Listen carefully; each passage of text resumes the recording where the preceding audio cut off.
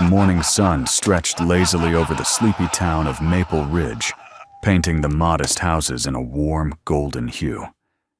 It was the kind of small town where folks still waved to each other from across the street, where church bells still rang on Sundays, and where the loudest noise most days came from children playing by the creek or a lawnmower sputtering to life. A place where nothing dramatic ever seemed to happen, at least not on the surface. Ben Walker stood at the edge of the gas station parking lot, one hand wrapped around a bottle of chocolate milk, the other resting lightly on the roof of his dusty pickup truck. His olive green jacket faded, and worn at the seams, clung to his broad shoulders. Sleeves rolled up just enough to reveal a faint, sun-bleached tattoo on his forearm.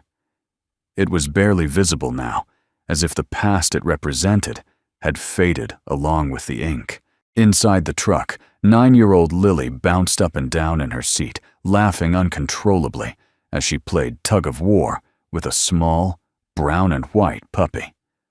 The puppy's ears flopped with every movement, and its tail wagged with wild abandon. "Dad, he keeps stealing my sock again," Lily shrieked with delighted mock outrage. Ben turned and leaned into the open window, the corner of his mouth lifting in that signature calm smile. "That's socks for you," he said, referring to the name they'd given the mutt just 2 days ago. "You name a dog after a sock, you gotta expect a little mischief." Lily rolled her eyes in a dramatic huff and hugged the pup. "You're lucky you're cute socks." Ben chuckled, the sound low and steady. For a brief moment, all felt right, peaceful, safe. But it never lasted long. From down the road came a deep rumble like thunder on a clear day. Tires screeched. The roar of multiple engines echoed off the buildings like a wave crashing over the quiet town. Ben's hand tensed, ever so slightly. Around the corner came a pack of motorcycles, the chrome glinting like teeth under the morning sun. Black leather jackets, patches stitched on backs. Sunglasses, tattoos, heavy boots, each detail announcing their arrival like a warning. They weren't just passing through. They were claiming the space. The lead bike skidded to a halt in front of the gas station, kicking up dust as it parked diagonally across 2 spaces. The rider turned off the engine with a flick of his wrist and pulled off his helmet. Cole Ryder. The name still carried weight around town, even if the man had long since crossed the line from local troublemaker to full-blown menace. Tall, broad, with a permanent scowl etched into his face, Cole had a presence that made people instinctively step aside. The snake tattoo curling up his neck didn't help either. Behind him, the rest of the Black Vipers dismounted, laughing, shouting, tossing cigarette butts, and swaggering like they owned the place. Ben didn't move. "Hey," Cole drawled, his voice oozing with mock sweetness. "Ain't this something? Sergeant Benjamin Walker. Or should I say, Mr. Oil Change." The Vipers roared with laughter. Ben slowly turned, locking eyes with Cole, saying nothing. Lily shrank back in her seat. "Daddy." Ben reached through the window and gently patted her head. "It's all right, sweetheart. Just some folks making noise." One of the bikers, a wiry man with more piercings than teeth, sauntered past Ben and accidentally bumped his shoulder. Another casually knocked over a trash can, sending an empty soda can clattering across the pavement. Cole leaned against his bike and crossed his arms. "Heard you're working under cars now. Hell of a fall from being Delta Force, huh? What's next?" Flipping burgers, Ben's smile didn't fade. "Work is work." Cole's grin twisted. "You always were a Boy Scout. But you know what? Even Boy Scouts gotta learn the rules of the road." He turned to one of his guys and whispered something. The biker nodded, walked into the gas station convenience store, and returned with a steaming cup of black coffee. Then, without warning, he hurled the cup straight at Ben's chest. The scalding liquid splattered across his jacket, dripping down his front, staining the faded fabric dark brown. Gasps echoed from bystanders watching from behind gas pumps and car windows. Lily screamed. Dad Ben didn't flinch. He looked down at the mess, then back at Cole. His voice was quiet, controlled. "I learned about respect," he said evenly, "long before you figured out how to make noise with an engine." Cole barked a laugh. "You don't scare easy, do you?" Ben didn't answer. Instead, he reached into his back pocket and pulled out a simple black flip phone, outdated, scratched, but functional. He flipped it open and dialed. Cole raised an eyebrow. "Calling the sheriff. Go ahead. She's probably baking cookies somewhere." Ben held the phone to his ear. When someone picked up on the other end, his voice dropped to a calm, commanding tone. "This is Walker," he said. "Shepard's call." Then he closed the phone and slipped it back into his jacket. There was a moment, brief but palpable, where even the wind seemed to stop. Cole stared at him, confused. "The hell does that mean?" Ben met his gaze, steady as bedrock.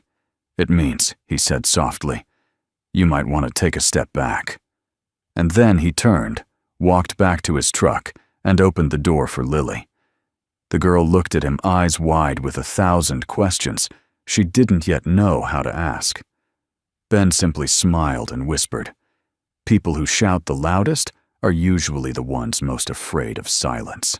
As he closed the door and walked back to clean himself off, the sound of distant engines began to hum in the background, faint but growing.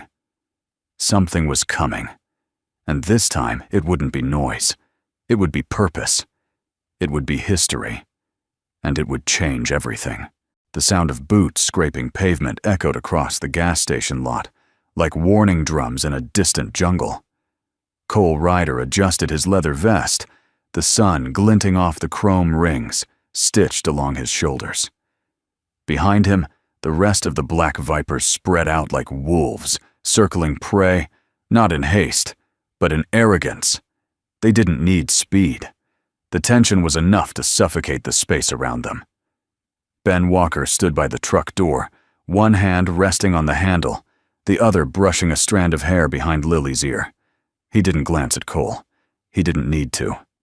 "Still hiding behind your kid," Cole sneered loud enough for every bystander at the station to hear. "Or is that your excuse these days for backing out of a fight?" Laughter erupted behind him. Lily shrank in her seat, eyes darting from her father to the leather-clad men encroaching around them. The puppy, sensing the shift in energy, whimpered and curled into her lap. Ben remained calm, eyes forward, voice soft. "I'm not hiding behind anyone. I'm standing beside my daughter." There's a difference. That only made Cole laugh harder. Listen to this guy, still talking in riddles like he's Confucius or something. He turned toward his crew. Didn't they used to call him Ghost or something back in the war? What was it? Sarge. Yeah. One biker chuckled. "I heard he was some hotshot in the sandbox. Now look at him. Duct tape and oil stains." Another added, "Hey Ben, how's it feel going from killing bad guys to fixing brake pads?" Ben said nothing, but his stillness wasn't weakness. It was the kind that made dogs stop barking and men check their conscience. Cole reached into his back pocket, pulled out a worn rag, and tossed it toward Ben's boots. "Here, wipe the coffee off that war hero chest of yours." Ben didn't move. The rag landed near his foot and fluttered slightly in the breeze like a flag of disgrace. Inside the truck, Lily's breathing had gone shallow. Cole saw her face in the window and smirked. He stepped closer. Ben's posture shifted by a degree almost imperceptibly, but the message was clear: one more step, and there would be a line. Cole saw it. Paused, then grinned wider. "Don't worry, little lady," he said to the window. "We're just helping your daddy remember what respect feels like." Then slowly, theatrically, he pulled another cup of coffee from his saddlebag. This one iced. Condensation rolled down the plastic lid as he held it up. "Round two," he offered, grinning. He tilted the cup forward, ready to let the contents fly. Before it could, Ben spoke his voice, as even as a quiet tide rolling in. Respect, he said, isn't something you demand. It's something you show, especially when children are watching. Cole stopped. Ben turned fully now, facing him squarely, voice still calm. I've seen men die for each other. I've seen boys turn into heroes, and heroes fall into silence. But I've never seen anyone earn respect by throwing coffee. There was a flicker brief in Cole's eyes, something unreadable, almost recognition, but he covered it with a smirk. I don't know, he drawled. You keep talking like that, you're gonna make me cry. The laughter that followed this time was half-hearted, uneven. Ben's phone buzzed in his pocket once. He didn't check it. Instead, he looked down at the stained front of his jacket, fingers brushing the old Delta Force patch, still faintly sewn on the inside lining. Then, without a word, he unzipped the jacket and folded it neatly over his forearm. Underneath, he wore a plain gray shirt. No medals, no markings, just a man stripped of titles standing on his own name. I'm not here to fight you, he said plainly.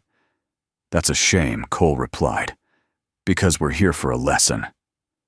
Another biker stepped forward, tall, young, and drunk on group power, his fist cocked back, slightly itching for movement. Ben didn't flinch.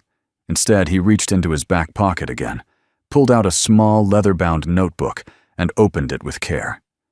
From inside, he slid out a photo, a worn, sun-faded picture of 5 soldiers in dusty uniforms. Young men, arms draped over shoulders, smiles tired but genuine. In the center was Ben. On one side stood Travis Cole.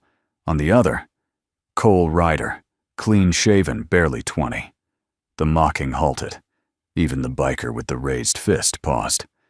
Ben held the photo out, not in defiance, but as an offering. You remember this? He asked. Cole froze. The air stilled. His eyes narrowed on the photo. He didn't take it, but he didn't walk away either. Ben continued. This was taken the day before we lost Jimmy Caldwell. You remember what he said? Before the Humvee rolled out, Cole's throat worked to swallow, but no words came. He said, if I don't make it, don't let it break you. Make it mean something. Ben folded the photo and slipped it back into the book, then into his jacket. I'm not here to shame you, Cole, he said. I'm here because I think maybe you forgot who you were before this vest told you how to act. Cole blinked slowly, then turned, walked a few steps, and kicked the trash can upright again. Get on your bikes, he muttered to his crew. We're done here. What? That's it, one shouted. Cole snapped over his shoulder, voice firm. I said, we're done. They mounted their bikes, engines growling. As they revved up and pulled out, Cole cast one last glance at Ben, something between resentment and regret flickering across his face. Ben turned back to the truck, opened the door for Lily. She looked up at him, eyes still wide, hands trembling slightly. Daddy, why were they so mean? Ben gave her a small smile.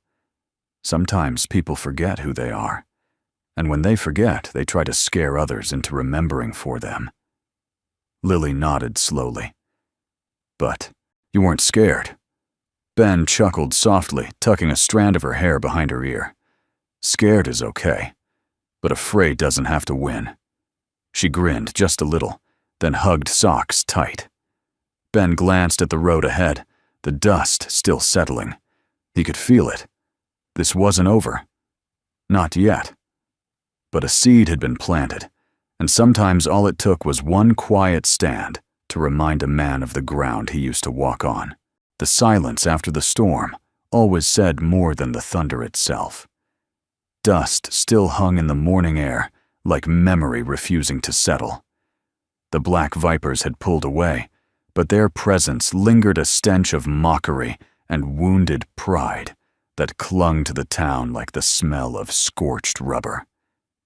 Ben Walker stood beside his truck, arms folded loosely across his chest. The stain of cold coffee had dried against his gray shirt, but he made no move to change or wipe it off. His eyes weren't on his clothes. They were focused on something distant, unseen somewhere just past the edge of Maple Ridge, and buried deep within the years.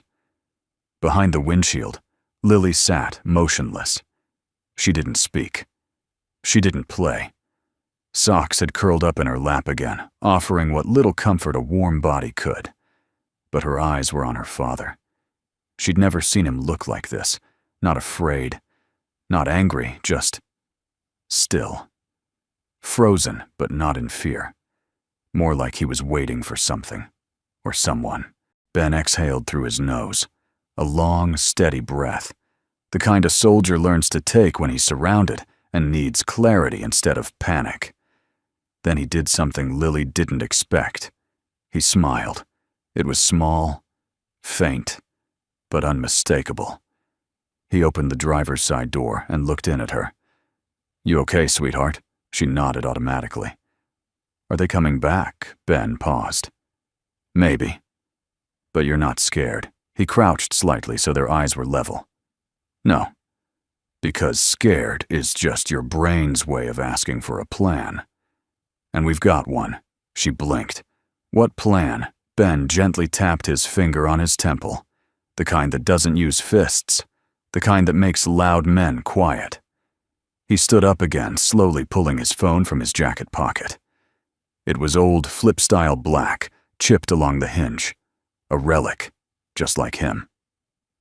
He flipped it open with a practiced hand and scrolled through a series of names that weren't saved with full contact info, just call signs, nicknames, words that meant everything to a small group of men who once walked through hell together. His thumb hovered over one. Shepherd's Call. He pressed it. A moment passed. Then another. Lily craned her neck, curious. "Are you calling the police?" Ben didn't answer. Then the call connected.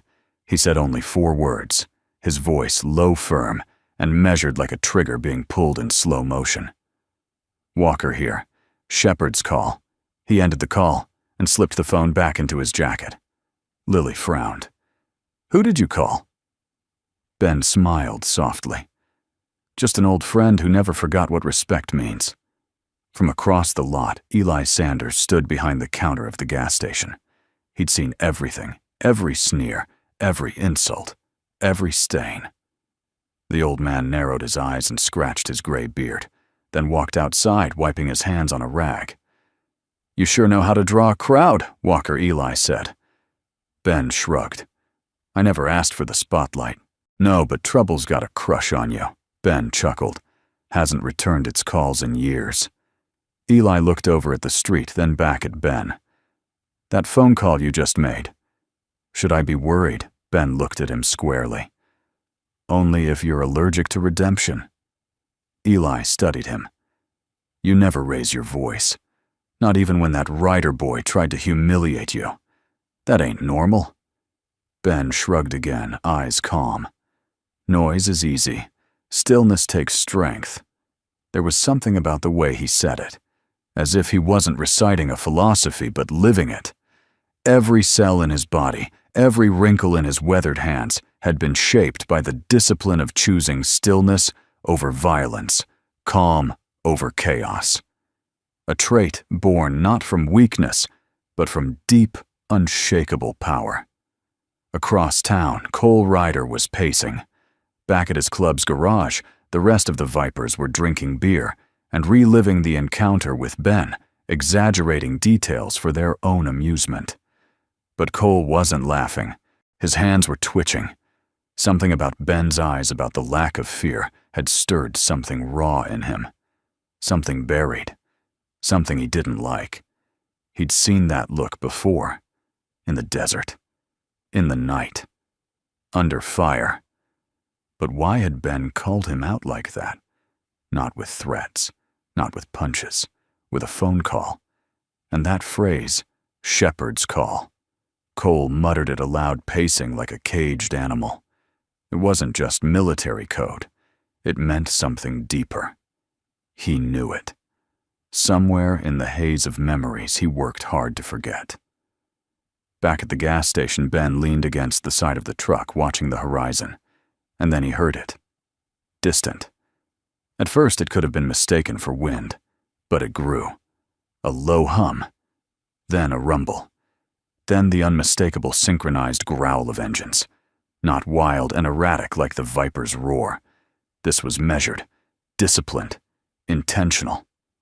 Lily leaned out the window. "Daddy? What is that?" Ben turned to her and smiled. History, arriving on time. A line of motorcycles crested the ridge leading into town, each one gleaming every rider, upright. Jackets, clean helmets, matte black with a single emblem on the back. Iron Wolves, Veterans Brotherhood. At the front of the line rode a man in his 50s, his eyes hidden behind mirrored aviators, his beard peppered with gray, but his posture ramrod straight. On his jacket was a patch shaped like a shepherd's crook. Travis Cole. He pulled up to the station, parked silently, and removed his helmet. His eyes found Ben instantly. He smiled. "Sarge Walker," he said, voice steady and low. "Been a while since I heard that call." Ben walked forward. They clasped hands in a grip that spoke of foxhole shrapnel and years spent keeping promises in silence. "I didn't call for payback," Ben said. Travis nodded. "I know. I called for a reminder that some lessons aren't learned through shouting." Travis turned to his men. "Then let's teach, without saying a word." The Iron Wolves dismounted, lined up shoulder to shoulder, eyes forward, calm, respectful, and immovable. It wasn't a show of force. It was a show of character, a living wall of memory and brotherhood. And just like that, the balance in Maple Ridge shifted. Not with fists, not with violence, but with presence. Ben turned back toward the truck. Lily's eyes were wide, glistening with awe. "Who are they?" she whispered. Ben looked at her, voice soft.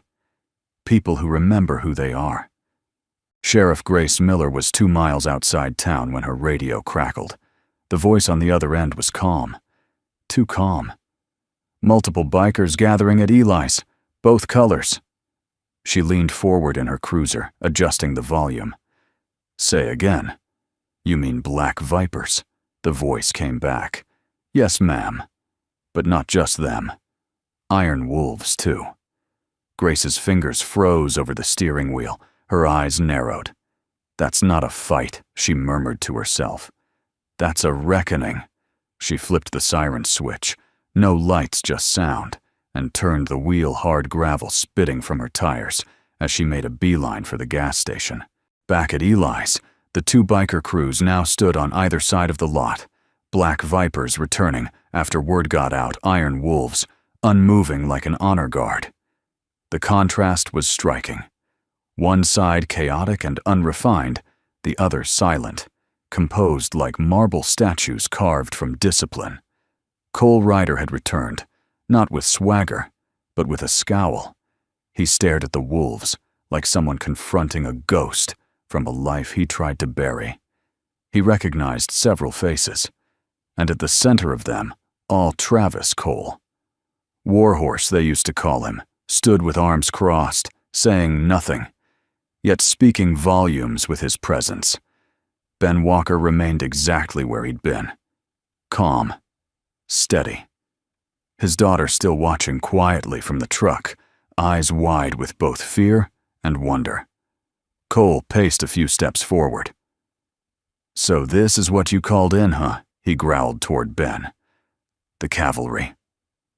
Ben didn't move. "I called in a memory." Cole let out a bitter laugh. "You always talk like you're giving a speech at a funeral."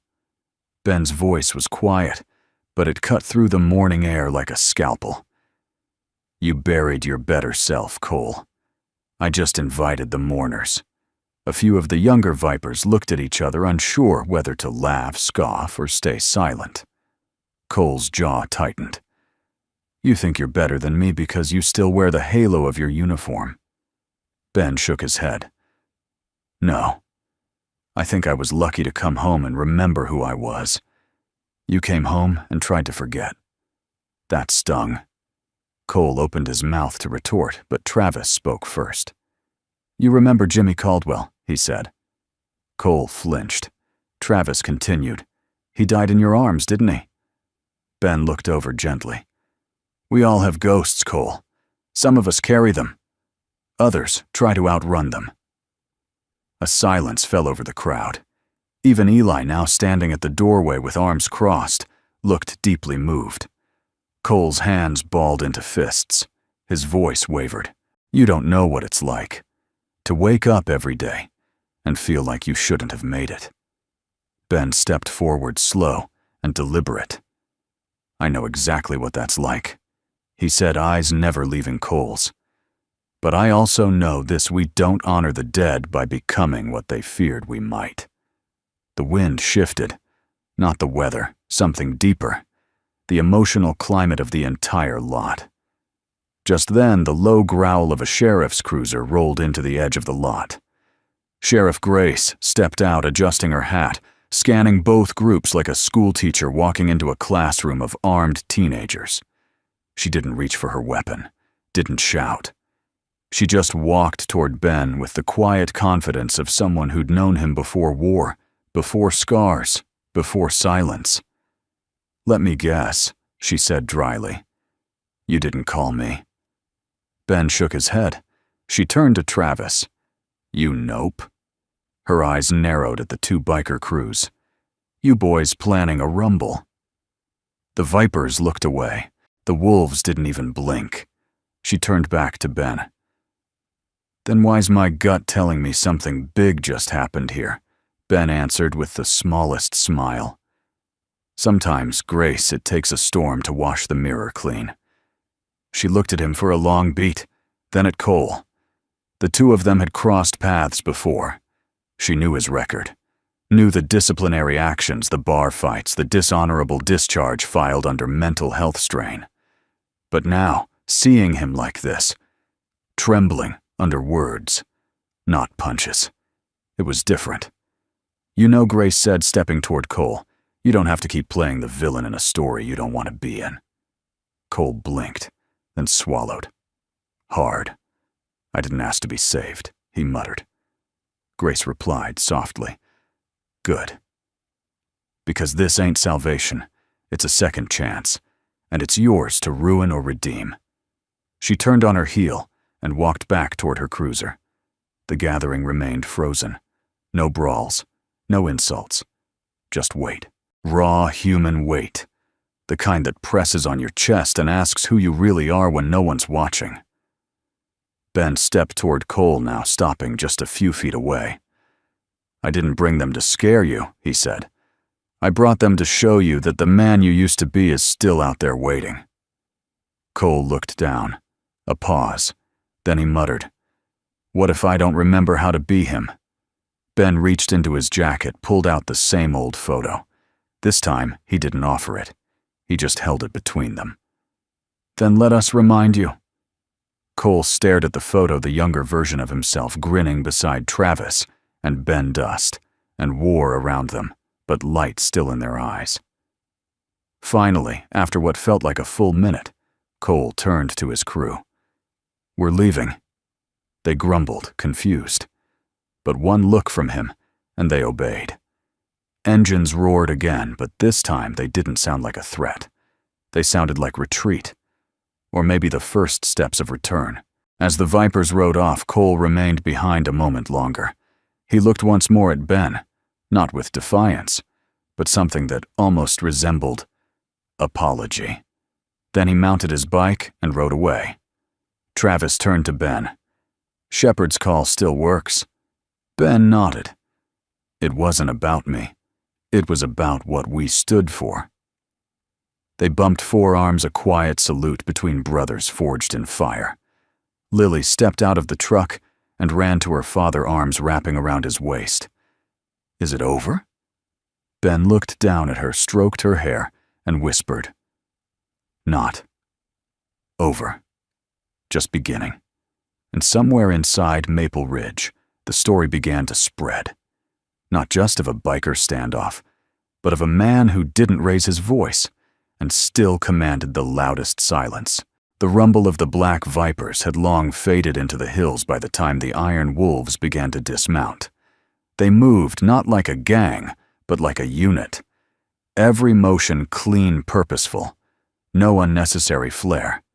No posturing.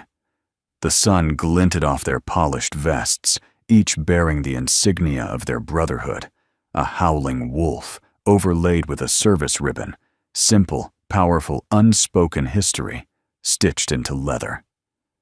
Travis Cole removed his gloves and walked slowly toward Ben Boots, crunching softly over gravel. Around them, the town held its breath. Ben stood calmly by his truck, Lily now seated on the tailgate beside Socks, watching wide-eyed. A moment ago, she had seen bikers as a threat. Now she wasn't so sure. These men didn't shout. They didn't sneer. They carried something heavier than noise. They carried memory. Sarge Travis said, his voice a low baritone dusted with warmth, still standing straight as ever. Ben gave a soft smile. Hard to slouch when you're carrying ghosts. They shook hands, firm. No words needed. Their clasp alone spoke of years on foreign soil, shared silence during shelling, and the unspoken bond of men who had once been prepared to die beside each other. Travis turned to his men. Fall in. In seconds, the iron wolves stood in a respectful semicircle at attention, but relaxed. Like church without the pews. Their presence was not a challenge, but a statement. Ben turned to the gathered townsfolk, now watching from porches, from parked cars, from sidewalks just out of sight. He stepped forward, not grandstanding but grounding. Some of you know me, he began, voice even and natural. Some don't. That's all right. Lily perked up, listening closely. She'd never heard her father speak in this way, soft, but unmistakably commanding. I was part of a unit overseas that lost a lot of good men, Ben continued. One of them was Jimmy Caldwell. He wasn't the toughest guy. He didn't carry the biggest weapon, but he had this quiet way of making everyone around him want to be better. Ben's gaze lifted to the horizon, remembering. Before our final convoy, Jimmy pulled me aside. He said, "If I don't come back, make it mean something. Remind them." Ben looked toward where Cole Ryder had vanished. For a long time I thought, remind them, meant speeches, memorials, maybe the occasional folded flag. But I realize now sometimes, reminding someone doesn't mean telling them who they were. He looked out at the crowd. It means standing still long enough for them to see their reflection in you. Silence followed, not the kind bred from confusion, but reverence. Then Travis stepped forward, voice carrying with a quiet weight. We didn't ride here for violence. We rode here for memory. For a man who called us, not because he wanted backup, but because he remembered who we used to be before the world forgot. Ben turned to face him. They weren't always like this, Travis. Cole, he wasn't always the man you saw today. Travis nodded. None of us were. A beat passed. Then Travis's expression changed, less formal, more personal. You know, he said you were always the calm one. Back in Kandahar, I used to joke you had ice running in your veins. Ben raised a brow. I remember. You used to tap my helmet and ask if I'd reboot it. Travis chuckled. Still might need a firmware update. Laughter broke the tension. Even Eli, standing with arms crossed outside his station, cracked a rare smile. Then a teenage boy approached shyly from the sidewalk holding his phone. Excuse me, Mr. Walker, he asked hesitantly. Is it okay if I record this? My granddad served with the 101st. He says you guys are legends. Ben glanced at Travis, then back at the boy. We're not legends, son. We're just reminders. The boy nodded, hit record, and panned his phone across the gathering. Sheriff Grace, who'd stayed leaning against her cruiser, until now stepped forward. Well, she said, half smirking. I came expecting to have to break up a fight. Instead, I get a front row seat to the quietest standoff in town history. She looked at Ben. That call you made Shepard's call. That's some kind of code, Ben replied softly. It's what we said when one of us was in trouble but didn't need rescuing. Just reminding. She nodded. Well, consider me reminded. Grace turned to the crowd and raised her voice. For the record, there's no violation of town peace laws here. No arrests. Just something I hope you all don't forget by the time the next rumor hits your doorstep. With that, she tipped her hat, slid back into her cruiser, and pulled away. No sirens, no paperwork.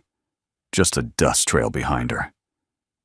As the Iron Wolves began casually chatting among themselves, Lily approached Ben, her hand gripping his. Daddy, she said softly, are those your friends? He knelt beside her. They're my brothers. She looked at Travis and the others, rough-looking men with scars and tattoos and leather, and then back at her father. They don't look like heroes. Ben smiled gently. That's because real heroes don't need to look like anything. They just show up. Travis overheard, knelt down beside her and added, You know what your dad used to do? Kiddo, he'd walk into the worst places on earth and walk out with the light still in his eyes. Lily blinked. Really? Travis nodded. Really? She looked at her father with new awe. Ben ruffled her hair. Don't believe everything you hear. Most days I was just trying not to fall asleep on watch. More laughter. As the afternoon sun crept higher, the Iron Wolves began to remount their bikes, but not before forming a loose line and saluting, not sharply, not militarily, but as brothers, acknowledging a moment that mattered. As engines roared to life once more, Travis turned to Ben. You ever need to make that call again? Ben nodded. I know where to find you. The Iron Wolves pulled away, riding in formation, quiet, solemn, powerful. And as the dust settled, Eli walked over to Ben, clapped a hand on his shoulder, and muttered, Damn fine morning for a sermon. Ben smiled. I was never much for preaching. No, Eli said. But sometimes, son, you don't have to raise your voice to move an entire town. The town of Maple Ridge hadn't changed much in 50 years. But for the first time in a long while, people noticed something different in the air, not louder, just heavier. Like the ground itself was holding on to a story that had finally started to stir again. Sheriff Grace Miller pulled into the small lot behind the sheriff's office, cut the engine, and sat for a moment with her fingers resting on the key. She wasn't thinking about arrests or paperwork. She was thinking about a name she hadn't said aloud in years. Cole Ryder. She'd known him once, back before the tattoos, before the leather, before the biker bar fights, and quiet stints in county lockup. Back when he was just a lanky teenager with a buzz cut and a letter of enlistment. He wasn't always broken.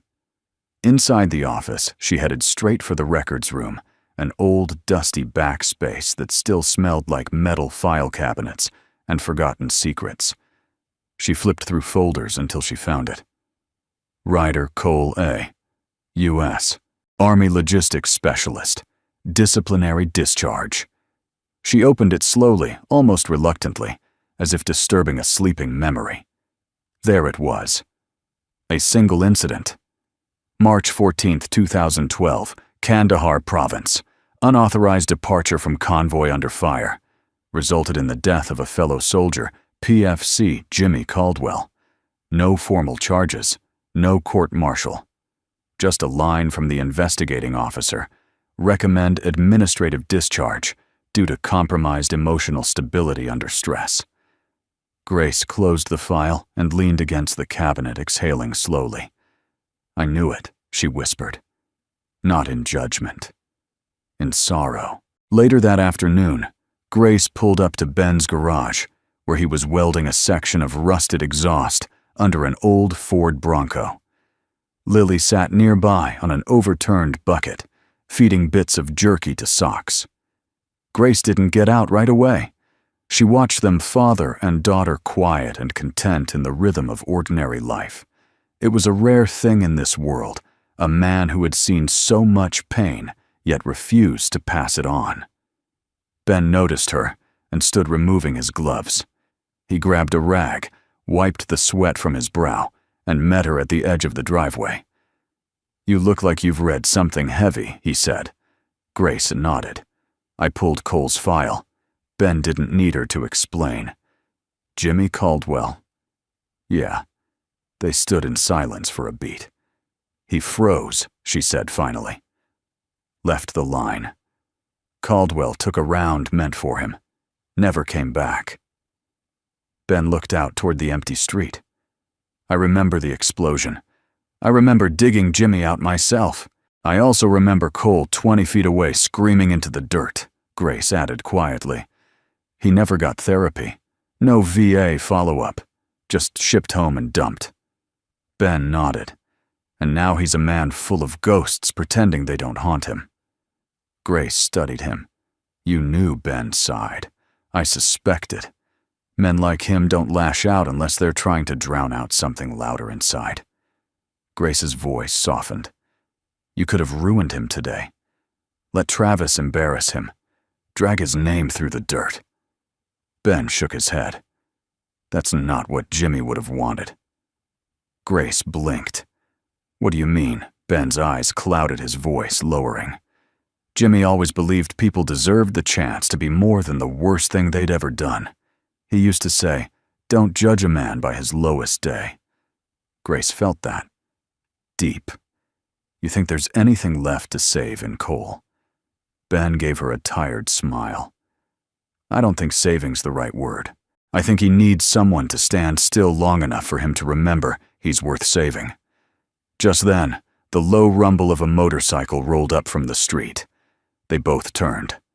Cole Ryder. Alone. No gang. No backup. Just a man on a black Harley pulling into the gravel like a ghost, riding into his own funeral. He stopped the engine, removed his helmet, and looked straight at Ben. No sneer. No bravado. Just hollow eyes filled with hesitation. Ben gave Grace a subtle nod. She stepped back. Cole walked forward slow, uncertain, his boots crunching gravel like each step carried the weight of a memory. He stopped a few feet from Ben. "You knew," he said quietly. Ben nodded. "Yeah.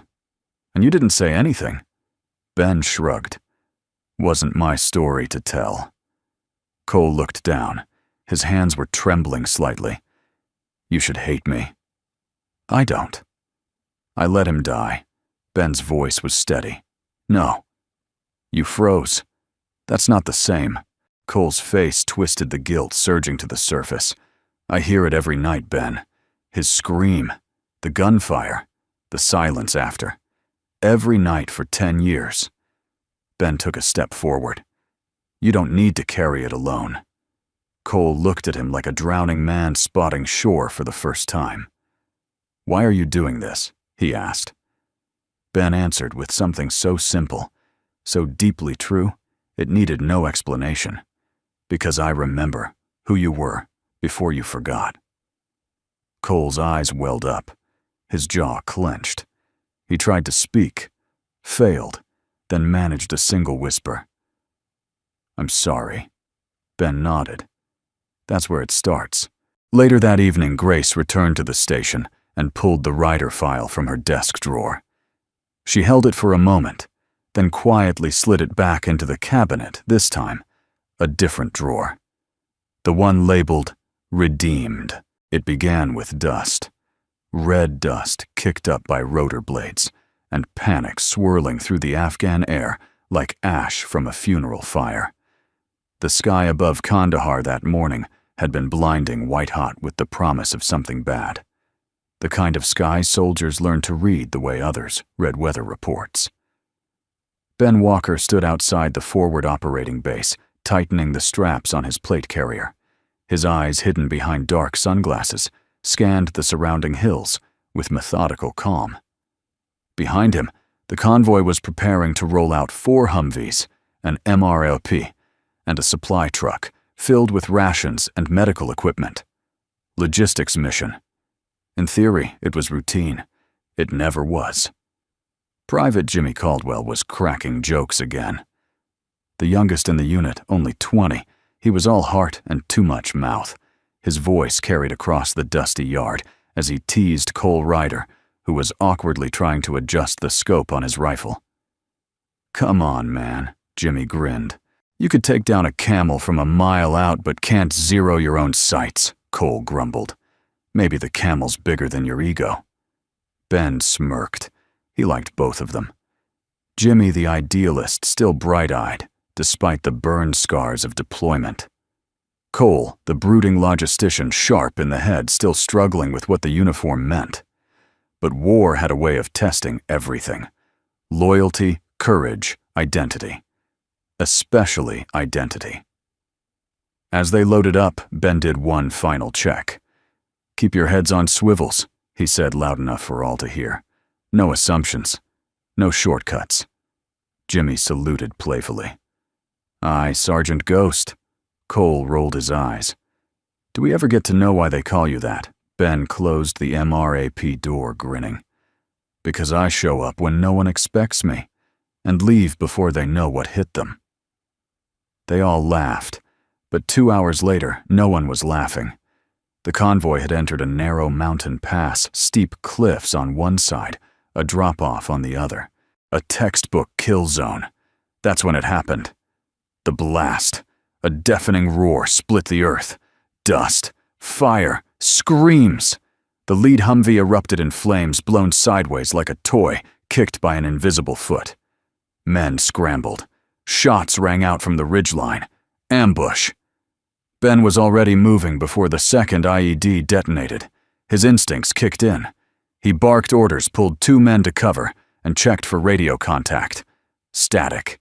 A bullet zinged past his shoulder. He heard someone yelling.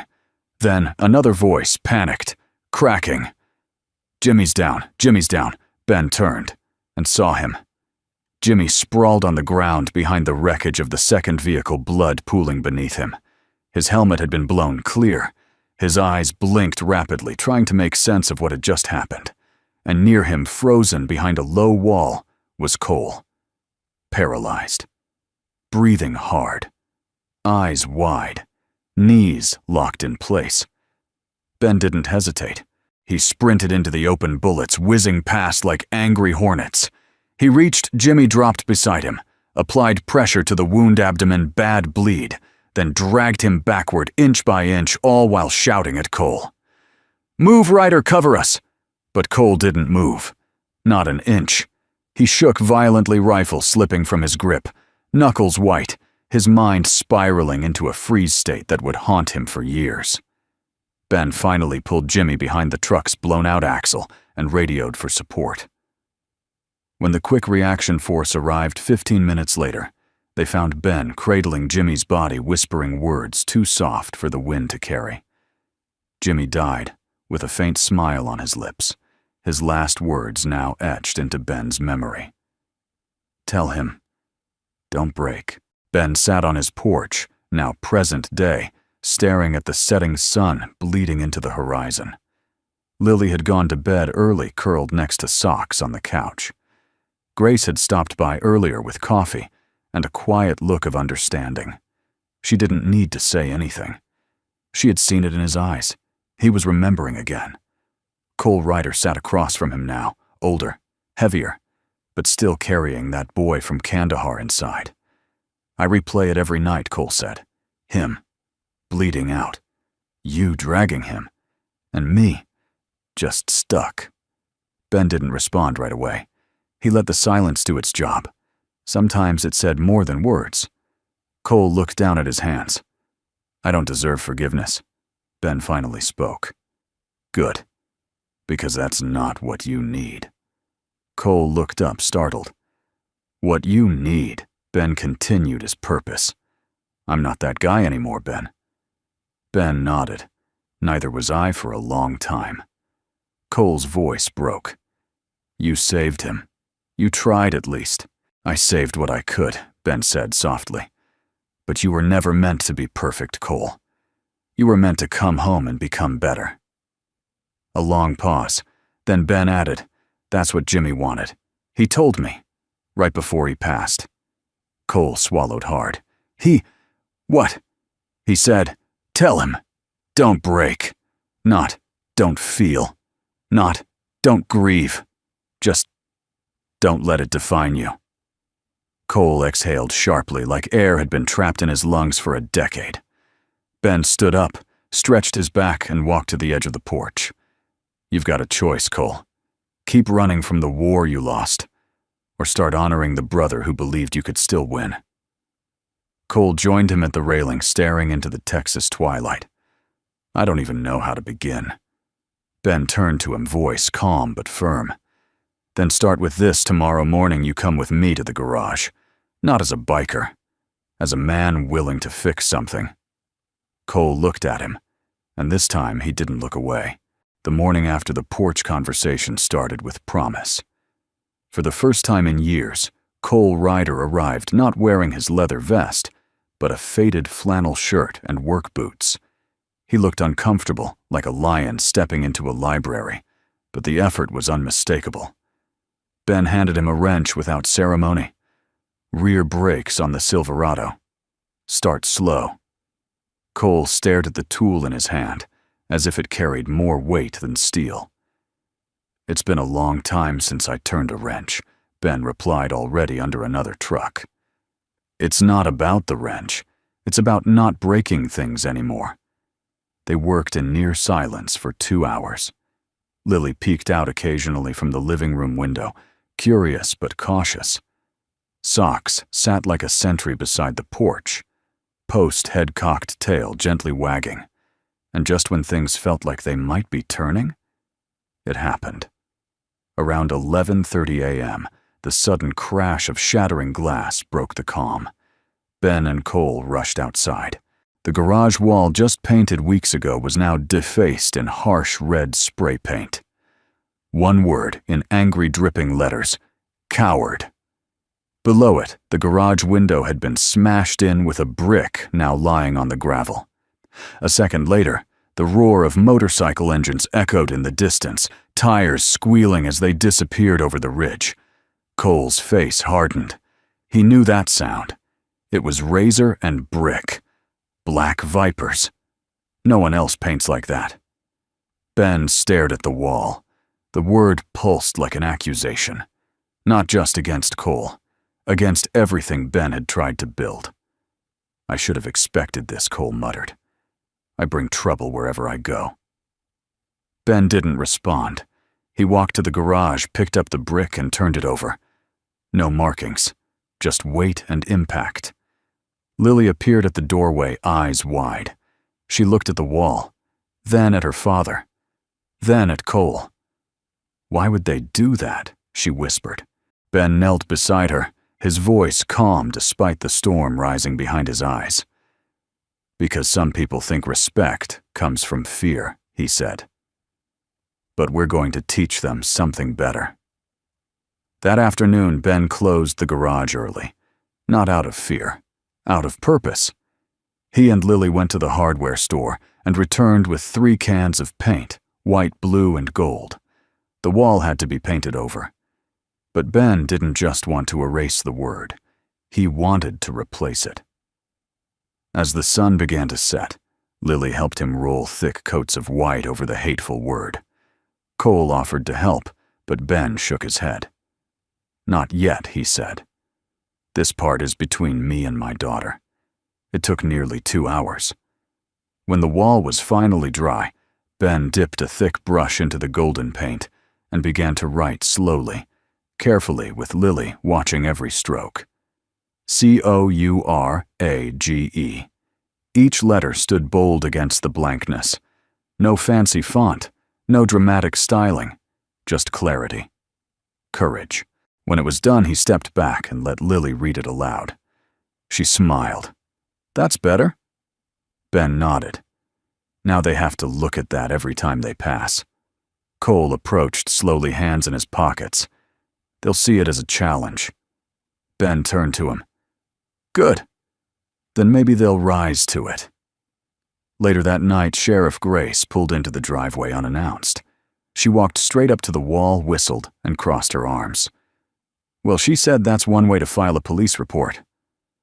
Ben wiped paint from his hands with a towel. Thought I'd let the wall do the talking. Grace tilted her head. Cole, they did this because they're afraid of you changing. You know that, right? Cole nodded slowly. I figured. You gonna keep hiding when they act like this? I'm not hiding, he said. Voice firmer than before. I'm staying. That's the difference. Grace nodded with approval. Good, because I've got a town board meeting next week and a seat open on the local community service committee. I think it's time some veterans were more visible. Ben raised a brow. You're putting Cole on the town committee? Grace smirked. You stood up for him. Let's see if he can stand for someone else now. The next day, word about the garage spread. Not just the vandalism, but the response. Photos of the word courage made it onto Facebook, shared by Eli Sanders, captioned, simply, some teach with noise, others with paint. Within 48 hours, the post had over 200 shares across the county. Veterans showed up to the garage one by one, not with weapons, not with threats, with brushes, with hands, with quiet nods. They helped repaint the fence. They fixed the mailbox. One brought a small American flag and planted it in a flower pot by the garage door. And then, just before sunset, something no one expected happened. Two young men on motorcycles pulled up slowly. They didn't wear black Viper colors. No vests, just jeans and quiet eyes. One of them stepped forward, tattooed arms, nervous hands. I used to ride with them, he said. Not anymore. Ben nodded. You here to pick a fight? No, sir. I'm here because that wall meant something. I saw it, and it made me think maybe I don't have to be angry forever. Ben looked him over, then extended his hand. I'm Ben. The young man took it. I'm Tyler. And just like that, the wall wasn't just paint anymore. It was a line in the sand, a declaration that fear had limits, but courage didn't. The bridge sat just outside of Maple Ridge, forgotten by most. A narrow stretch of old steel and timber that arched quietly over a slow-moving river, its wooden planks worn the guardrails rusted by decades of southern rain and sun. To outsiders, it was just a road that led nowhere. But for Ben Walker, it had always meant something more. He had crossed it every Sunday morning for years with Lily in the passenger seat on their way to pick wildflowers. He'd taught her how to skip stones from its edge. He'd stood there once at dawn scattering the ashes of a fallen brother in silence. Now, on this cold autumn evening, the bridge would become something else. A line. And on one side of it stood Ben Walker, unarmed, unshaken, and waiting. The sun had just begun its descent, casting long shadows across the boards beneath his boots. He stood alone, hands in his jacket pockets, eyes fixed on the horizon, where the sound of a single motorcycle engine grew louder by the second. The black Vipers hadn't returned, but Cole Ryder had. The bike appeared like a ghost over the hill, no gang colors, no followers, no noise beyond the low rhythmic hum of the engine. He cut the throttle as he neared the bridge, coasting forward. Slowly, eyes scanning the landscape. Ben didn't move. Cole brought the bike to a stop 20 feet away, engine idling. His face was hollow, jaw tight, eyes unreadable. Had a feeling you'd be here, Cole muttered, dismounting. Ben gave a small nod. Some places make you face yourself. Cole stepped forward, his boots heavy on the wooden planks. He didn't bring his old bravado with him, but something else shimmered in his eyes, something darker. Ben noticed the shape in Cole's jacket before the wind revealed it, a subtle bulge under the left breast. A gun. Ben didn't flinch. Instead, he took one step forward and said quietly, "You don't need that." Cole's voice was dry. "Not for you." For me. Ben exhaled slowly, the sound barely audible over the breeze. You came here looking for a way out. Cole's eyes flickered. I came to finish something. No, Ben said, his tone unshakable. You came here to test whether you could still choose something better. Cole laughed bitterly. Better. You think painting a word on a wall fixes what I did? No, Ben replied, but it proves you're still trying, and that means it's not too late. The wind kicked up rustling leaves downriver. Overhead, a hawk circled. Once then disappeared behind the tree line. The river below whispered like a secret. Cole reached into his jacket slowly, too slowly, and pulled out the pistol. Ben didn't move. He didn't beg. He didn't even tense. He simply looked Cole in the eye and said, If I thought this was who you were, I would have called the police. But I didn't. Cole held the pistol at his side, fingers tightening around it, not raising it yet. Why, he demanded, voice breaking. Why not just let me fall? Why not make me pay? Ben took another step forward. Because I was there when you froze. I saw the boy who was too scared to move. I saw the man who never forgave himself. But I also saw the part of you that stayed behind to remember. Cole's voice cracked. He died. Because of me. Ben's tone softened. And now you have the chance to live because of him. The pistol shook. Ben kept speaking slow and steady. You think pulling that trigger ends your pain? It doesn't. It just passes it to every person who ever believed in you. Cole's eyes welled with something between fury and shame. I'm tired, Ben. I'm tired of carrying this. Ben took one more step, then put it down. The two men stood now just feet apart. You don't have to be that man anymore, Ben said. Jimmy didn't die so you could punish yourself forever. He died believing you were worth saving. Cole looked away, jaw-clenched veins straining along his temple.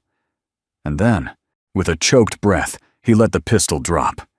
It hit the bridge with a thud, spinning once before settling at Ben's feet.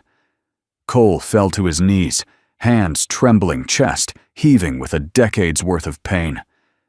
Ben stepped forward, knelt beside him, and placed a firm hand on his shoulder. You're not broken, he said. You're bruised. But bruises fade. Cole buried his face in his hands. He didn't cry like a villain collapsing. He cried like a man finally hearing his own heartbeat again.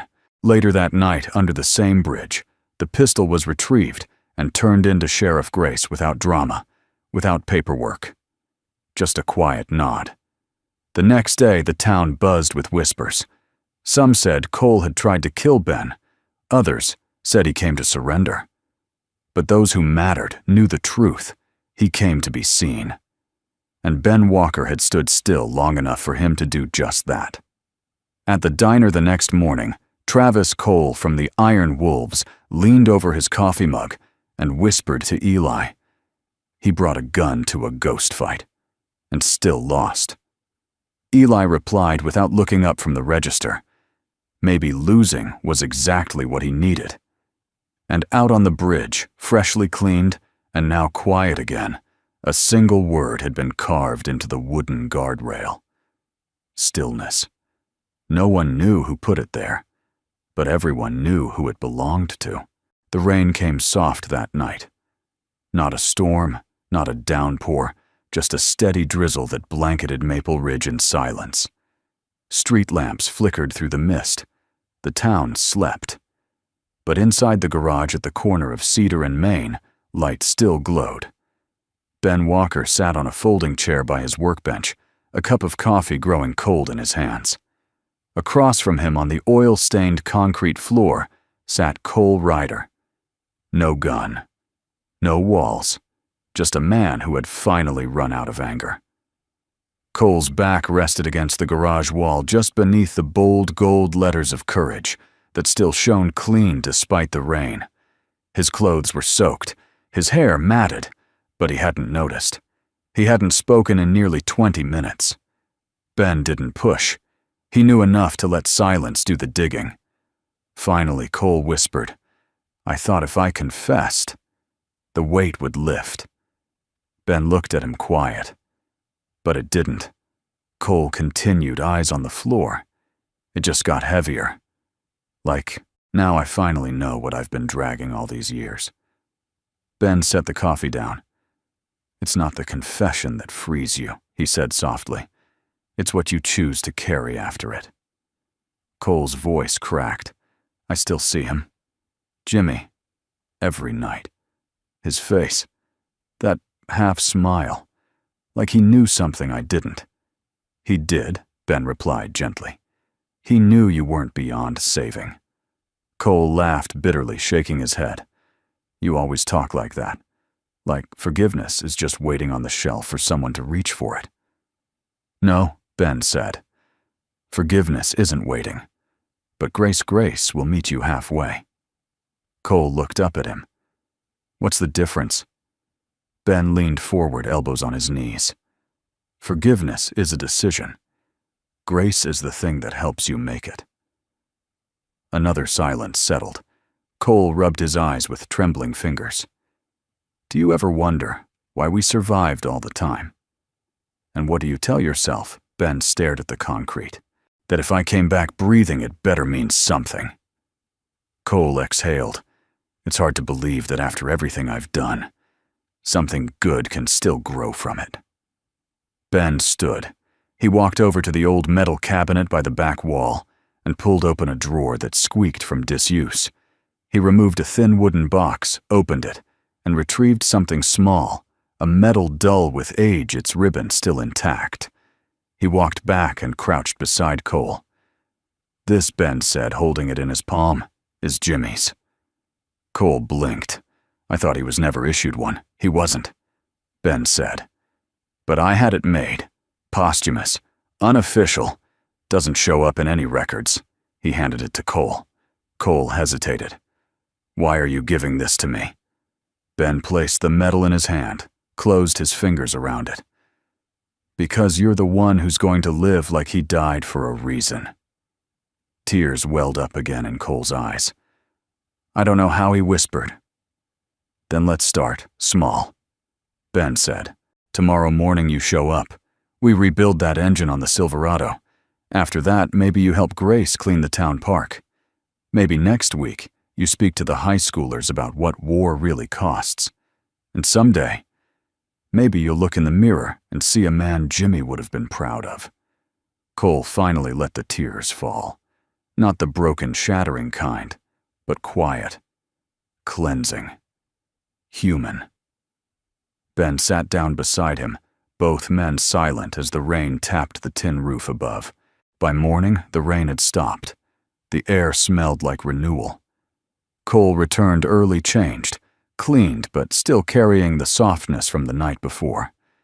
He didn't speak much, just rolled up his sleeves and began working on the Silverado like it was sacred. Ben handed him tools. Lily came outside in her boots and jacket, rubbing sleep from her eyes. She watched Cole for a long moment, then walked over and stood beside him. He looked up, unsure. She reached into her pocket, pulled out a small, crumpled drawing, 3 stick figures standing in front of a wall that read, "Courage." One had a beard. One had sunglasses. One had a puppy. "I made this," she said, handing it to him. Cole took it like she'd given him a flag folded 3 corners. His voice caught. "Thank you." She smiled. "You don't look like a bad guy anymore." He smiled too. "I don't feel like one today." She nodded solemnly, then skipped back to Socks, who waited by the porch. By lunchtime, a few neighbors had stopped by dropping off pie tools, even just handshakes. No one mentioned the past. No one needed to. That afternoon, Travis Cole rode in on his Harley. He parked, dismounted, and stood with his hands on his hips. "You look different," he said to Cole. Cole wiped sweat from his brow. "I feel different." Travis grinned. "That's what happens when you stop riding with ghosts." He tossed Cole a leather vest. Not black vipers. Not iron wolves. Just plain black. No insignia. Yet. Cole held it like it meant something. Because it did. Travis turned to Ben. "He's ready." Ben nodded. Almost. That night, under a deep orange sky, Ben and Lily sat on the front steps of the garage. The word courage glowed behind them in the golden dusk. Lily leaned her head on his shoulder. "You helped him." Ben wrapped his arm around her. "No," he said softly. "He helped himself. I just stood still long enough for him to remember how." She was quiet for a while. Then she whispered, "You're the bravest person I know." Ben smiled. "No," he said. "The bravest people are the ones who admit when they're hurting and still come back the next day." As the stars blinked awake, Cole stepped out of the garage and sat quietly on the gravel nearby, close but not interrupting. Just a man learning how to be still. And beside him, resting gently in his palm, was a dull medal on a faded ribbon. If you blinked, you might have missed it. There were no headlines, no front-page news, no parade or proclamation. But for those who'd lived in Maple Ridge long enough, something had shifted not loudly, but unmistakably. The town had awakened. It began with a new sign at Eli Sanders' gas station.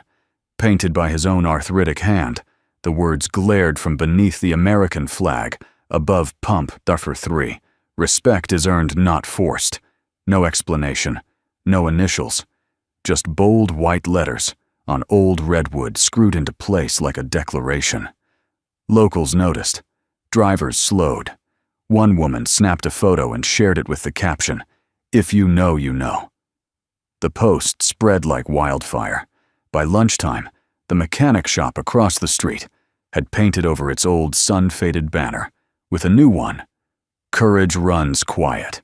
And by sundown, the phrase had made it into Sunday's sermon at the First Methodist Church, where Pastor Dean adjusted his reading from Corinthians and added, "Courage is not the roar of a lion.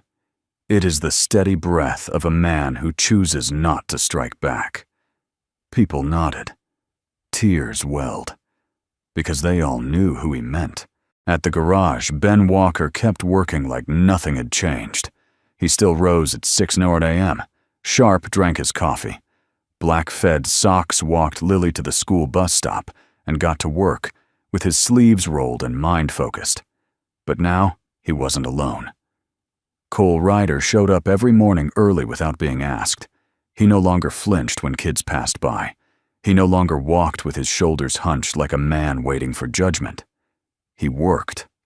Hard. He fixed brakes, changed tires, apologized to neighbors, and shook hands with people who had once crossed the street to avoid him.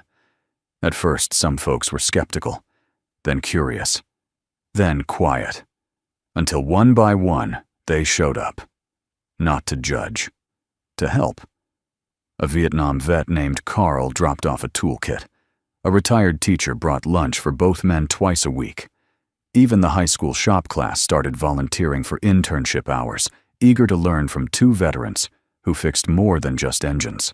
Sheriff Grace, watching from her office window, smiled to herself. This was the kind of justice she liked best. Not enforced by citations or patrols, but earned through decency quietly reclaimed. One Thursday afternoon, Lily asked a question that made Ben pause mid-socket wrench. "Daddy, why did you help him?" She wasn't angry. Just wondering. Ben looked up from the engine and wiped his hands on a rag. "Because someone once helped me," he said. Who Ben thought for a moment, then smiled. "Your mother." Lily blinked.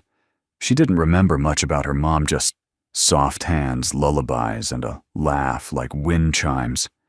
She had passed when Lily was still in preschool. She saw through the soldier Ben said, and helped me remember I was more than that. He stood crouched beside her and brushed a strand of hair behind her ear. Helping someone remember who they really are. That's one of the kindest things we can do, sweetheart. She nodded, then added, "I think Cole remembers now." Ben glanced toward the shop where Cole was laughing with a teenage boy as they wrestled a rusted muffler free. "Yeah," he whispered. "I think he does too." The most unexpected change came the following Monday. The Black Vipers disbanded. No official announcement. No social media drama. They just stopped showing up. A few core members moved to other towns. Some took jobs. One even joined a veterans outreach group that Cole recommended, and the remaining handful. They came to Ben's garage, not to cause trouble, to ask questions, to talk about guilt, to find work. And Ben, in his steady way, didn't turn anyone away. If you are here to change, he told them, we've got more work than hands to do it. He gave second chances, but he didn't hand them out for free. They earned it under cars, under the sun, and under the shadow of the wall that still bore one powerful word, in gold courage. A month later, the town council held its quarterly open meeting. Grace stood before the crowd and introduced a proposal to form a new Veterans Community Alliance designed to offer support, mentorship, and repair services to families in need. She paused before calling forward the first speaker, then looked toward the back row. "Cole Ryder," she said, "would you like to say a few words?" The room shifted, a few murmurs. Cole stood slowly, wearing clean jeans, a collared shirt, and a nervous expression. He stepped forward to the podium. He cleared his throat. "My name's Cole Ryder," he began. "And I haven't earned a lot of good faith in this town, but I'm trying." He looked down at his notes, then folded them and spoke from the heart. "I used to ride with noise, thought fear was power, thought silence meant weakness. But I was wrong." He looked at Ben, who sat beside Lily in the second row. "Sometimes, the strongest man in the room is the one who says nothing until someone else needs a reason to believe in themselves." The room was silent. Then someone clapped. Then another. Then the entire room stood. No applause lines. No campaign banners. Just a town choosing to rise with the same quiet strength they had once watched from afar. That evening, Ben and Lily walked home under a sky painted with stars. They passed the bridge where everything had changed. They paused. Lily asked, "Do you think people like Cole ever stop hurting?" Ben looked at the bridge, at the river below, at the word someone had carved into the railing weeks ago. Stillness. "I don't think the pain ever goes away completely," Ben said. "But when people stop running from it and start walking toward something better, it stops owning them." Lily smiled. "Like you." Ben looked down, heart full. Maybe he said. Then added, "Like us."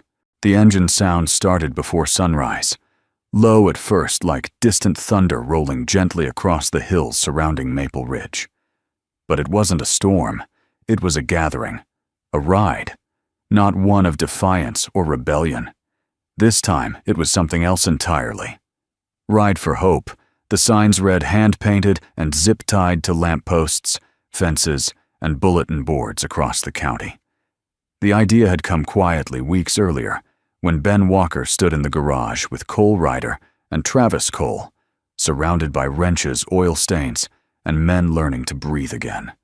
"We've done enough looking back," Ben had said. "Maybe it's time to ride forward." At first, it was just a fundraiser, an idea to support local children of fallen veterans, buy school supplies, patch up old homes, fix broken bikes. But something in the town had shifted, and the ride became bigger. Bikers came from 3 counties over, not for a rally, not for a cause of rage, but for something gentler, something harder to define. Redemption. On the morning of the ride, the old bridge was closed to cars for the first time in decades. Instead, volunteers lined the guardrails with flags and flowers. A single banner hung across the entrance painted by school children, the past. "Rides with us, but doesn't lead us." Ben Walker stood at the front of the formation. He didn't wear anything flashy, just his old olive drab jacket jeans and a helmet that still bore the faded initials of a unit. No one talked about, but everyone remembered. Beside him stood Cole Ryder. No longer a man hiding behind leather and noise. Today he wore a clean black vest, no gang patch, just one small embroidered word over the heart: respect. Cole adjusted his gloves, glancing toward Ben. You think they'll show? Ben smirked. They're already here. He wasn't wrong. Behind them stretched a sea of riders, some iron wolves, some independents, and a few former black vipers who had turned in their patches but showed up today in denim and peace. At the edge of the lineup stood Travis Cole, arms crossed, face calm. We're ready, he said. Sheriff Grace rolled up in her cruiser, leaned out the window and gave a dry grin. Try not to break any traffic laws, she said. Ben saluted her playfully. Lily stood beside Eli Sanders, holding socks in her arms, both of them wearing matching hand-drawn shirts that read, "Courage looks like Dad." The air buzzed, not with tension but anticipation. Ben mounted his bike and glanced toward Cole one more time. You nervous? He asked. Cole chuckled. Terrified. Ben smiled. Good.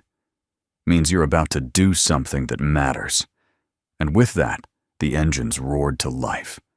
But not in chaos, in unity. They rolled out like a tide, 2x2 riders of every shape, age, and background. Leather jackets beside work shirts, chrome beside rust, stories beside silence. Across the bridge, they rode under the carved word, stillness, across the river that had watched over them all these years. Through the town, people stood on sidewalks, waving flags and hands. Some clapped. Some cried. Some simply stood with hats over their hearts. No one jeered. No one scoffed. Because this wasn't about proving anything. It was about becoming something new. They passed the gas station where Eli had added a second sign, "Redemption has a motor." They passed the school where kids waved handmade signs, "Thank you, heroes." And at every stoplight, every turn, the formation held tight. Riding not in rebellion, but in reverence.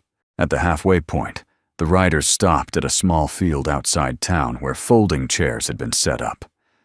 Ben stepped up to the makeshift platform, an old flatbed trailer, and took the microphone. He didn't speak long. He didn't need to. Today, he said, we don't ride for war. We ride for the peace we're still learning how to live with. He paused, eyes scanning the crowd, for the ones who didn't come home, and for the ones who did, but didn't know how to. Then he turned to Cole, who stepped up and added, we ride to remember that no one's too far gone to come back, not from war, not from regret, not even from themselves. And with that, they rode again. Back toward Maple Ridge, back toward the bridge, back toward the future. Later that evening, long after the engines had gone quiet, Ben sat on his porch beside Lily. The wind was soft. Socks slept at their feet. Lily looked up at him. Did you see how many people showed up? Ben nodded. I did. Even the mayor was crying. Ben chuckled. He cries at pancake breakfasts. She giggled, then fell quiet. Are you proud of today? Ben looked out at the horizon, where the sunset painted the world gold and lavender. I'm proud of a town that remembered how to forgive, he said. And I'm proud of a man who almost gave up, but chose to ride anyway. She leaned her head on his arm. Cole pulled up a few minutes later, parked quietly, and approached the porch with a look of reverent exhaustion. I'm still shaking, he said, smiling. Ben gestured to the steps. Good. That means it mattered. Cole sat down, looked at Lily. You rode with us, didn't you? She nodded. In my heart. He smiled. Then that makes you braver than most. They sat there for a long while. No speeches, no applause, just a sunset. And a bridge that no longer felt like a place of confrontation, but a passage. Autumn came early to Maple Ridge that year. The leaves shifted from green to amber, and rust tumbling through the air like little memories. The breeze turned cooler, crisper, like the town itself had taken a long, deep breath and finally exhaled. At the garage, the front wall still bore the golden word, courage, untouched by weather or time. Below it, pots of mums bloomed in shades of yellow and burgundy, a quiet splash of life against the concrete. Inside, Ben Walker was changing the oil on an old Chevy pickup that had seen better days. Socks snored lightly in the corner. Lily sat cross-legged near the toolbox, doing homework, humming a little tune her mother once sang. The sound of boots on gravel signaled someone's approach. Sheriff Grace Miller appeared in the doorway wearing her brown uniform and a crooked smile. "I figured I'd find you under a truck," she said. Ben slid out on his creeper, wiped his hands and nodded. Some habits are hard to break. She walked in and looked around. Garage tidy. Air calm. No tension. No trouble. Just peace. Grace raised an eyebrow. "You realize you're kind of a legend now." Ben grinned faintly. That's she leaned against the wall, crossing her arms. The town's still buzzing from the ride. Donations for the kids' fund passed 12 grand. The high school's inviting you to speak at Veterans Day. And I overheard someone at the diner refer to you as Maple Ridge's moral compass. Ben chuckled softly. "Well, that ought to terrify the compass industry." She laughed, then turned serious. "You've done something rare, Ben. You didn't just clean up a mess. You changed the tone, the energy." He shrugged. "I didn't change anything. People just remembered who they were." She studied him for a long moment. "Still can't take credit for anything?" "Can you?" Ben's expression grew thoughtful. "The only credit I want is from my daughter. When she's grown, if she can say she grew up with a father who stood for something good. That's enough for me." Grace stepped forward and gently placed something on the workbench. It was a small wooden plaque, engraved in simple block letters. "Strength is calm." Ben read it, then looked up, eyes glassing over just slightly. "She saw that in you," Grace said, glancing toward Lily, even before the rest of the town did. Ben swallowed, voice soft. "Kids see things clearly. They haven't learned how to doubt yet." Grace nodded and turned toward the door. "Take care, Ben." As she left, Lily piped up from the corner. "She likes you, Dad." Ben smirked. "She likes keeping me on my toes." Lily giggled and got up to help him wipe down tools. After a few minutes, she asked, "Do you miss being a soldier?" Ben thought about that, then set down the wrench. "I miss the mission. I miss the brotherhood. But I think I found something better." "What's better than being a hero?" she asked. He looked her in the eyes, voice warm. "Being the kind of man who helps others remember they can be one too." Later that evening, the porch light glowed golden as the sun dipped behind the ridge. Ben and Lily sat on the steps wrapped in an old quilt. Socks lay beside them, tail thumping lazily. The town was quiet, peaceful, in a way that felt earned, not accidental. Cole Ryder stopped by dressed in jeans and a flannel holding 2 cups of hot cider. He handed one to Ben, then offered Lily a paper cup of her own. She beamed. "With cinnamon?" Cole grinned. "Extra."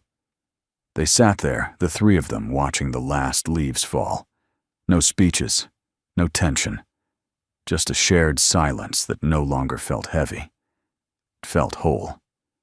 Cole cleared his throat. "You know, someone at the market told me I should run for town council next year." Ben raised an eyebrow. "You planning on it?" Cole shrugged. "Might. Thought I'd ask you to be my campaign manager." Ben chuckled. "That'd be a terrible idea." "I don't even like meetings," Lily chimed in. "But you'd make great posters." Ben looked down at her. "Is that right?" She nodded. "I already made one." From under the quilt, she pulled out a crayon drawing of Cole standing tall next to a big sign that read, "Vote for Mr. Respect." Cole laughed real laughter, free and full. "Guess I better earn that title, then," he said. Ben clinked his cider mug against Cole's. You already are. The next morning, life returned to rhythm. Roosters crowed, bikes rolled past, coffee brewed. And in the town square, a group of volunteers began setting up a permanent memorial garden beside the library. At its center stood a stone pillar with no names, no dates, just a single quote etched into the face. Sometimes the strongest people are the ones who speak last. No one needed to ask who it was about. They already knew. Back at the garage, Ben adjusted a loose bolt on a customer's truck, while Lily danced around the radio humming along to a country song. Socks barked playfully at a fluttering leaf. The world had moved on, but something deeper had taken root. Ben Walker, father mechanic veteran, had never sought a title, never demanded a platform. And yet by choosing silence over ego, stillness over noise, compassion over vengeance, he had become what few ever do, a quiet hero. Not the kind carved into statues, but the kind whose name lives in whispers and porch stories, in the better choices people make after watching how he stood. And sometimes that's the loudest legacy of all. We'd love to hear from you. Where are you watching from? Let us know in the comments. Your stories and presence mean the world to us. If this story touched your heart, please consider subscribing to Soul Moment Story for more powerful tales of courage, compassion, and quiet strength. Thank you for spending your time with us today. Your support keeps these stories alive. We hope it brought you a moment of peace, hope, or maybe even healing. See you in the next story. With gratitude, the Soul Moments team